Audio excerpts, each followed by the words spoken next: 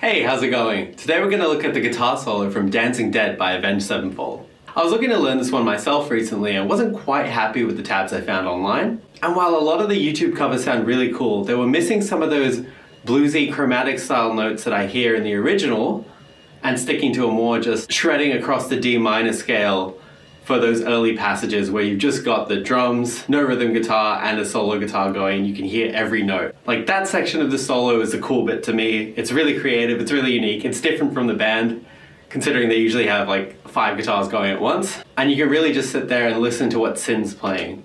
So I thought it was worth getting this right, and I thought I might as well have a look at the actual studio track myself and see if I can come up with anything better. So if you're just here for the free tabs, they'll be in the pinned comment below, they'll be in Guitar Pro format and PDF. And if you're after the section by section breakdown, you know, the lesson and the final performance, that's gonna be at the end. Just check the chapters if you wanna skip to that now. But what I wanna do first is actually run through the track in Reaper, in slow-mo, with some EQ on it to really bring out the original track so we can really identify those notes. So if you're checking out the tabs and something seemed a little bit odd or unusual, jump back to this section and hopefully after hearing it yourself, you'll know why I transcribed it the way I did. Alright, let's jump into it. Alright, so here we've got the original track opened up in Reaper. Let's dive into it.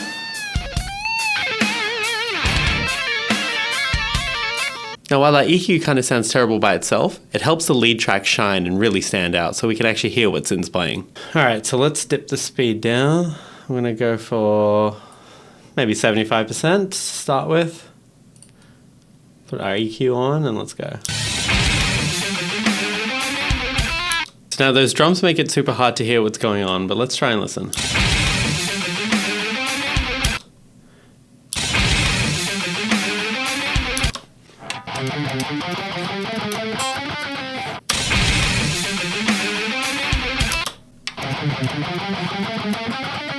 So it's one set of 3 notes, and then you go with the third little loop there. I hear like a little blues note. So you hear that?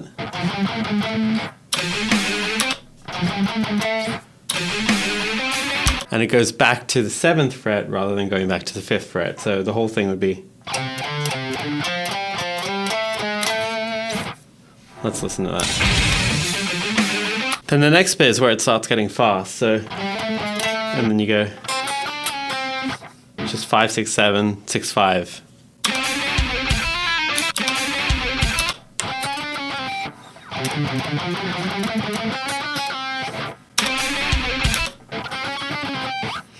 It's kind of sloppily picked, but it sounds good at full speed. And back at full speed.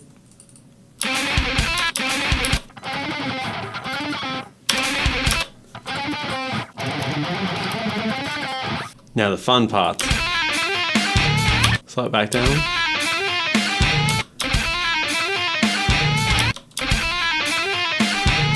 So with that, I play it on the G string. It might be played on the B, but I'm finding it easier on the G, especially coming after. And I go 9, 10, 9, 8, 7 for the first bit.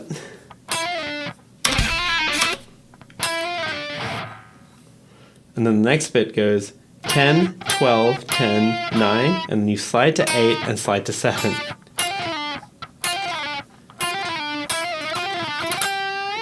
And then you go 9, 10, 12 for the bend. So just listen out for those notes. So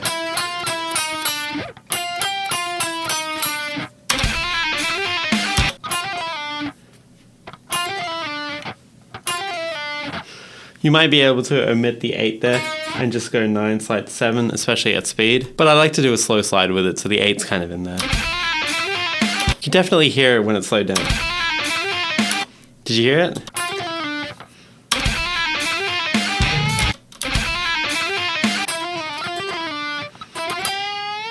And then after that bend, there's a bit of a slide out,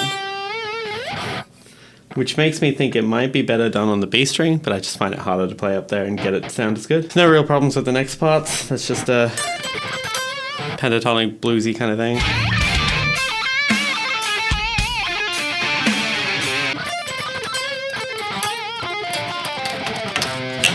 Now the next bit, the drums and stuff are loud again, so it's very hard to hear the guitar, but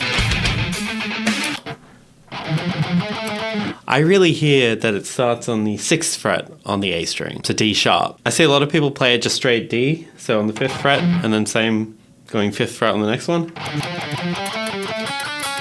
I think that's just too plain and D minor for the sound that we're hearing here. I'm really hearing it more one semitone up.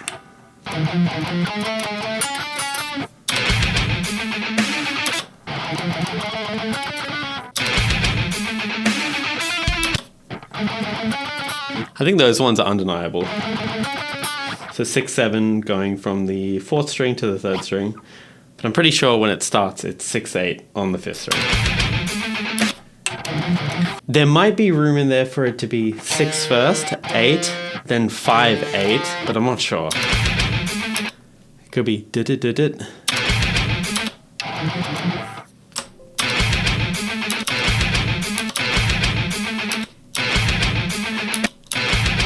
It's very hard to tell, but it happens so quick that I'm not sure it's that important. I just prefer to play it just straight 6, 8, 6, 8.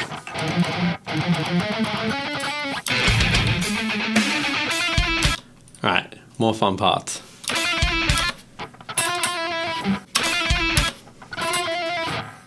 I just find that to be a trill on 9 and 10 on the 3rd string. You could do 5 and 6 on the 2nd string as well. So you could go. Or the next bit, that's the fun stuff. What is he playing there? So when I press play, it's going to be the last note of the trill, right? Did you catch the next pattern? I hear it as this.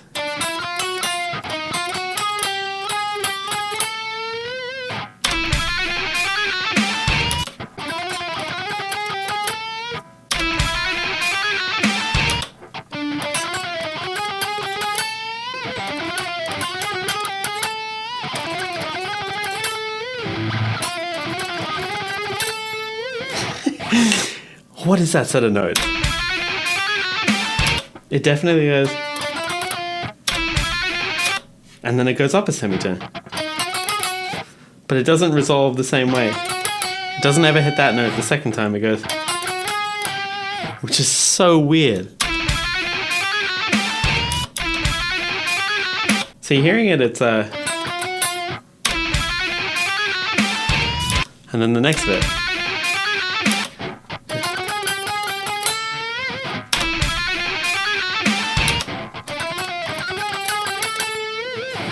So weird.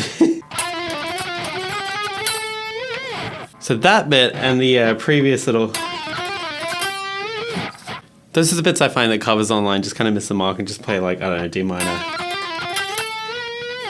Whatever it would be. But it's those in-between notes that really bring the solo some spice to it.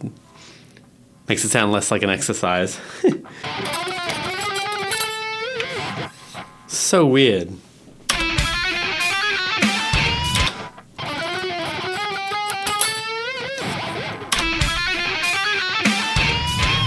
And the finger positionings for that are also weird because it's like 12 on the 4th string and then 9, 10, 11 on the G. So you could do that all on one string. But it's like, there's going to be, it's not quite chromatic. There's going to be 1 fret gap. And then there would be a couple of fret gaps there. It's so weird. So I think it is. It could also be played on the beat. Something like that. Then I didn't have too many problems with the rest of the solo. I think most of the transcriptions were pretty legit for that. It's mainly just a tapping bit which goes... And I think it's harmonized up here. I think the harmony does one cool thing where it goes... And then just some shred to end it. So that's where I'm going to stop like the deep dive of the actual solo for now, because that's pretty much covered the areas I think I've like added something new to what was already out there. But now I'll just break it down section by section so you can actually learn how to play the solo if you want. Okay, so now we're going to go through the Dancing Dead solo, section by section, and I'll explain how I play each little part. Starts off on the 5th string, 3rd fret, 3, 5, 3, all palm muted. I tend to start it with an upstroke because I find that makes going to the next string easier. So the next section after that will be 5 again on the 5th string, and then 3, 5, 3 on the 4th string.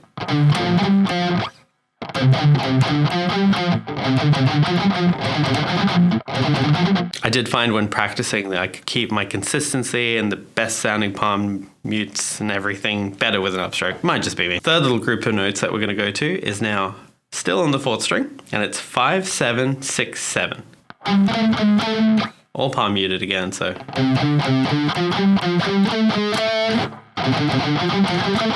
So one of the tricky parts is when you're going from that second group of notes to the third group of notes. And why it's tricky is that you end the second group of notes on the 3rd fret, 5th string, and then you start the next group of notes on the 5th fret, but you're moving your whole hand up. So you likely use the same finger to end that second section and start the third one, which means you're gonna have to do a slide and you're gonna have to keep it in time. And you're also gonna not want the slide to really ring through because this is a heavily palm muted section. Next section is where we start to pick up speed a little bit. You're gonna go to the 4th string. You're gonna be palm muting, but a little less than before. And it's just gonna go chromatically 5, 6, 7, 6, 5. It's pretty straightforward. I don't really have any tips for that one. Okay, now the fun bit. We're gonna get to this cool little set of notes here. I like to play it on the 3rd string. I think Syn actually might play it on the 2nd string. You can do whatever you want. I find it easier to set up coming out of the to just stay on the same string, but it's up to you. The way I play it is going 9, 10, 9, 8, 7. Just gotta practice getting that clean, getting it nice and snappy from the first note. Syn's legato is amazing. I don't know if it's a bit of studio magic or some good compressors or some solid gain that he's got going on where when you listen to it with the solo track EQ'd up, it almost sounds like he is lightly picking it. I feel like my legato just doesn't hit the same, but for that reason, I actually do like to alternate pick it. It helps really get the snap. Up to you though. So after you do that one, you move up to 10 on the same string. So, which is going to be 10, 12, 10, 9, and then you just slide back to 7. But it's a slow slide. You kind of want the 8 to ring out a little bit.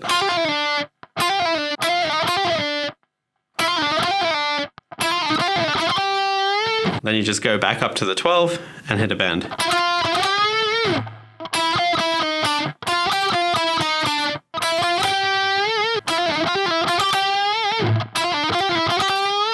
So if you're going to play it on the B string, it's just shifting it all up so that becomes 5, 6, 5, 4, 3. And then 6, 8, 6, 5, 4, 3. And then you end with 5, 6, 8. Now the reason I actually think Syn does play it on that second string is because at the very end of the bend, you hear a little slide up there. Which is a little bit more awkward if you're doing it on the string below because you're already slid up to the 12th fret to begin with.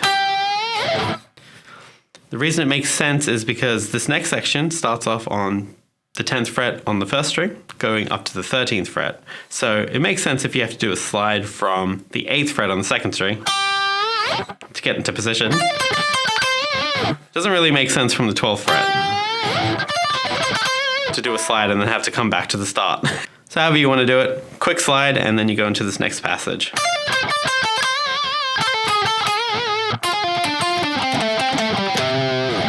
It's pretty straightforward. Just a hammer on from 10, 13 back to 10. You go 13 on the 2nd string, 10 on the 1st string, and then 13, 10 on the 2nd string. Now it's a little bit fast to do it up to speed, so I do like to get a bit of economy picking there. So what I do is the normal hammer on pull off, normal down pick on the 2nd string, and then I just kind of do an upstroke across the first 2 strings. And then so you go up, up, and then down to finish it.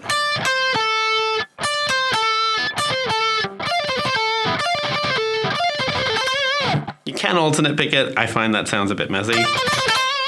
and it feels less likely to work every time. It's less reliable. Next section, 10, 13, 10 on the second string, 13 on the third string, 10 on the second string, and then bend vibrato on the third string, 13 again.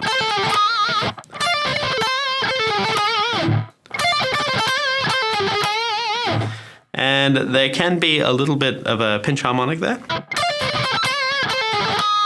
It's always good to do those final bends with a lot of aggression.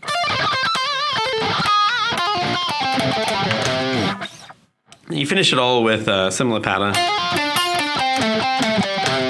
which is a third string, 10, 13, 10 again.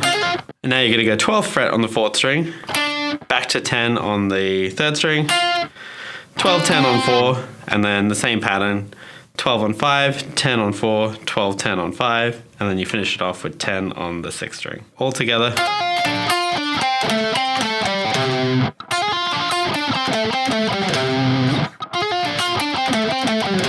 That was nice and easy. Now onto the next section. Very similar ideas, but we're starting about 3 frets up now. 6th fret on the 5th string. Now we're going to ascend up. So when you go to the 4th string, you're playing 6, 7 twice, and then 3rd string 6, 7 twice.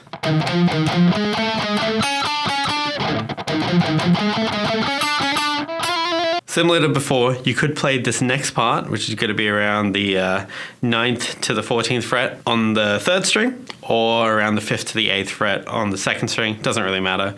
I'm used to it being on the 3rd string, so I'm going to show you that for now. So after you go 6, 7, you're going to go 9, 10 with like alternate picking. It's a bit of a trill. If you want to get specific about the timing, it's like 2 picks and then a very quick trill.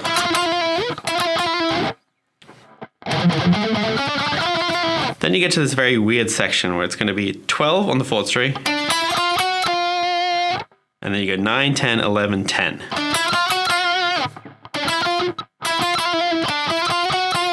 You shift it all up, so now it's 13 on the 4th string. And now you play 13 on the 3rd, so it's 13, 10, 11, which is all 1 fret up from what it was before.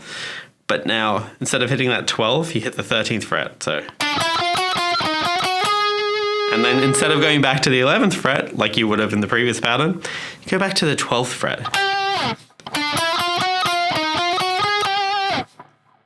So all together.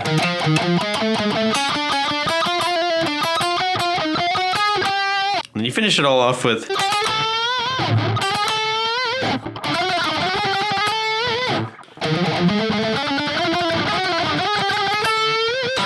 Very weird section. That's definitely all alternate picked. So yeah, when you finish it off, 12, 13, and then bend on 14. Very weird stuff, so.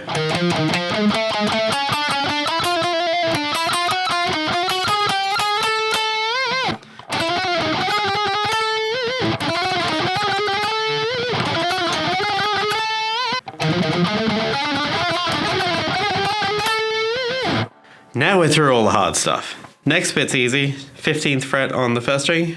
Just trem pick the shit out of it. And then do a bend at the end. It's pretty much a full bend. And then when you release, you do this little. So you're doing trem picking on the 15th fret, do a full bend, and then 15, 13, 14 on the second string, back to 13, 15 on the first string. A play style that Syn loves a lot. It's his kind of almost messy but chaotic and really nice sounding alternate picking. Somehow all those terms actually do make sense. And then from there, just a sweep down, 15, 13, 13, 14, and then on the same string, 13. So.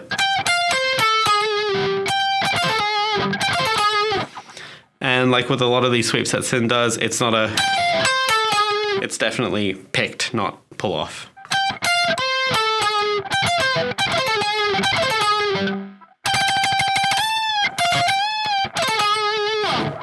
Some good vibrato on there. And now for some easier stuff. So we got a simple tapping run. You're tapping with your right hand, 1 finger on the 9th fret, and then you're going 8, 6, 5 and return with your left hand. And you move the whole thing up to 13, 12, 10, 9. And then you end with a tap on the 17th fret, and you can vibrato it using your left hand. So.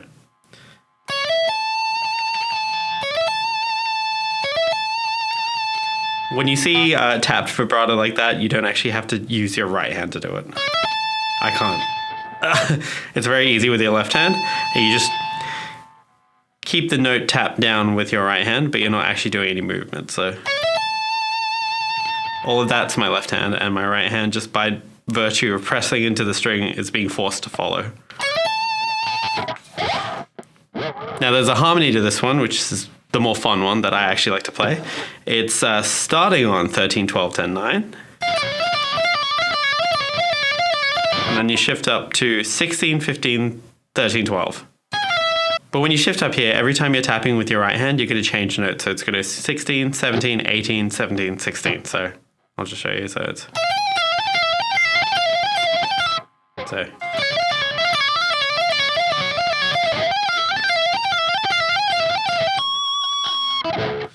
And I do the same tap vibrato thing, but now it's on 21. There's still more harmonies to come. So the next bit is,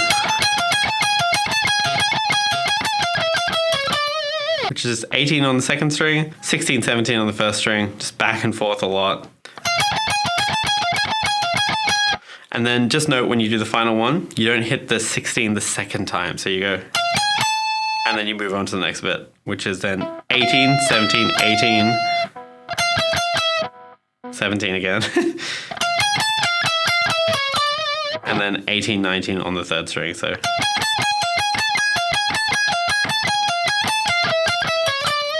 for the harmony, it's the same thing. Coming out of that tap note, now you're going on the second string, 22nd fret, and then first string, 20, 21, and back.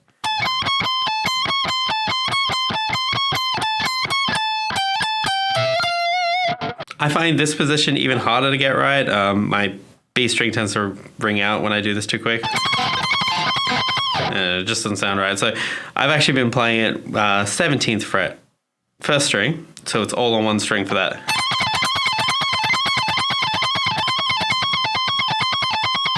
For the final one, I slide down to 17, 15, 17 on the first string, and then 17, 18 on the second string. And with that, some economy picking helps there, so I do a little upstroke across the two strings. All right, now, very final bit, just a shreddy bit to end it. So it's gonna go.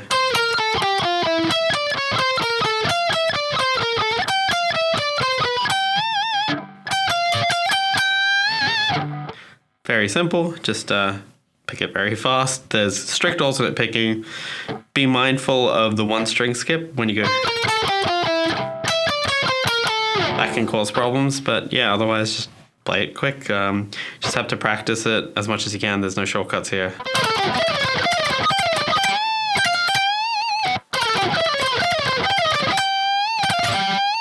And yes, that end bit is a 20 bend. And then like you were doing before up here, same sort of thing. So you're going 20, 18, 19, 18, 20, and then full bending.